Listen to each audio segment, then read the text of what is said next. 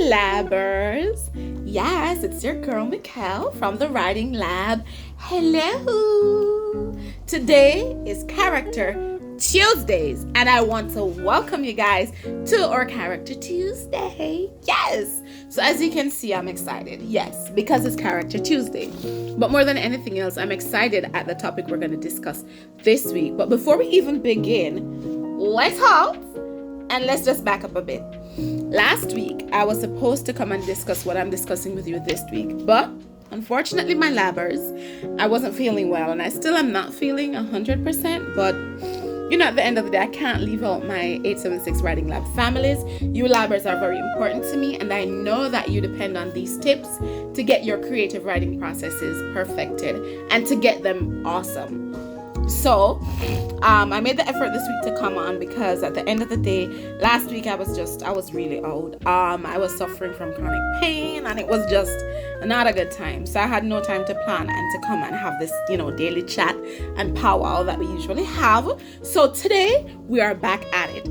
And of course, as you know, I am always very excited to be with you guys, and I love sharing with you my labbers. So let's get it in. Today is Character Tuesdays. Now, what are we going to be discussing today? Well, I don't know that any of you would have guessed it, but I'm going to say it. So, a little conflict goes a long way. I did. Yes, I did. I said it. Yes. So, you guys, usually, when we refer to conflict, we refer to a struggle. We refer to a fight. Like a fight to the death, like a Mortal Kombat. Yeah, as you guys can tell, I'm kind of a game head as well. I love MK. Mortal Kombat is my thing. Anyways, yeah.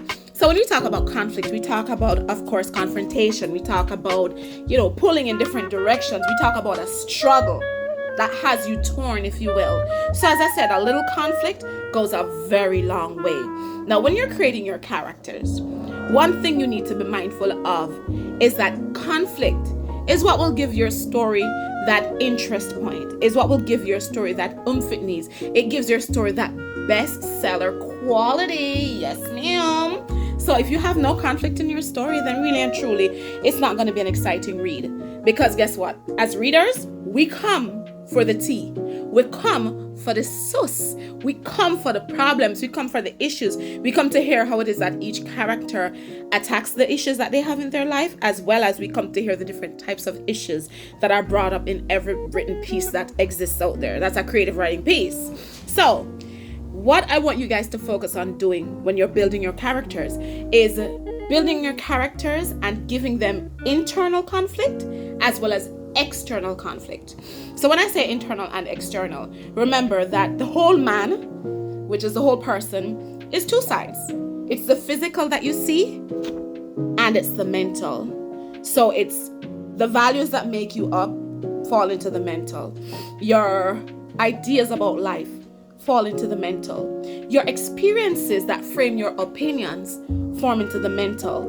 And sometimes those experiences that persons have are so far-reaching and impactful that they not only inform opinions, but they also guide behaviors, they guide habits, they guide attitudes, they guide responses to different situations. So what you need to focus on doing is, when building the character, focus on what it is that you want to tell, the story you want to tell. What are the different issues that you may see around you, or that you may see different persons have, and how you want to bring that out in a character to make your story interesting. Okay? So focus on the internal conflict and the external conflict. And then the next thing is to make your character interesting. Conflict is key. As I said, little conflict goes a long way, but you have to put one or two obstacles in the way, and then you can bring out the conflicting, ideologies and the conflicting situations, both internally and externally, to create a good and an interesting read. Because if there are no obstacles, then really and truly having conflict, it's just going to be you writing about just the conflict alone and not showing how it is that the person who has the internal conflict is able to overcome a situation, which will be the obstacle, given the fact that this conflict exists internally and externally. And the last point I wanted to make about conflict is the characters should experience, of course, internal conflict, and then that will make them at some point question themselves. Now, I don't know if you've ever watched You on Netflix, but I started watching it and it took a lot of time, but I haven't finished yet. But You kind of gives you an idea about conflict, because the main character, who happens to be somebody who's cereal and not the one you eat, that person has a conflicted reality. Like, he was able to completely create a whole persona in the girl's life without even having that first conversation with her. And when I say first conversation, first personal sit down date, dinner, whatever it was, he didn't have that. It was just one meeting, and he was able to continuously watch her, create a rapport, create characters, create analysis. It was just really awesome. So one thing you need to do is to ensure that your characters question themselves, question their belief system, question their morals, and basically question everything that makes them up. That will show the kind of conflict that you really want to bring out. And then the last thing regarding that is that when you make them question themselves, then in essence, you are going to be mirroring external conflict. So for example, let's say you're writing about a prostitute. And the prostitute's life started off very rough, probably her father abused her, or uncle, or whoever, and then from that she wasn't able to focus, and a lot of things happened along the way, and she wasn't able to make money the right way, and then she turned to prostitution.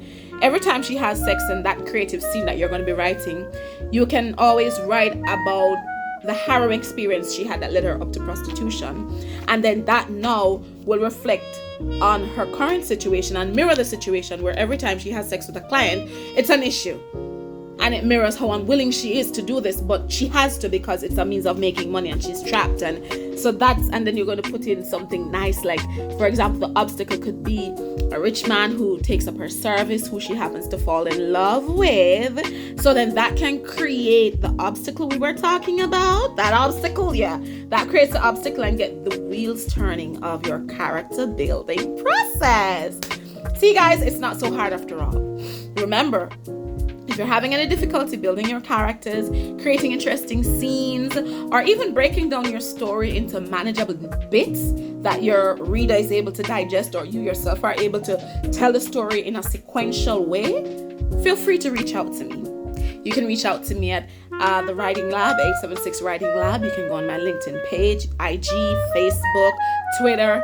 You know how to reach me, guys. So thank you, my labbers, for reaching out to me and for listening to me today. It's been an awesome experience, and I want to hope you guys have a great Tuesday and a great rest of your week. Alrighty, and don't forget, I am going to also send that sample that I promised to send you guys before I got sick that week. I remember I was supposed to show you the actual sample of how I did a sample for you guys, and I was supposed to put a print available so that you could read it. I'm working on that for you. I haven't forgot. So guys, just continue bearing with me. I thank you so much, and have a great rest of your day and week. Bye, labbers.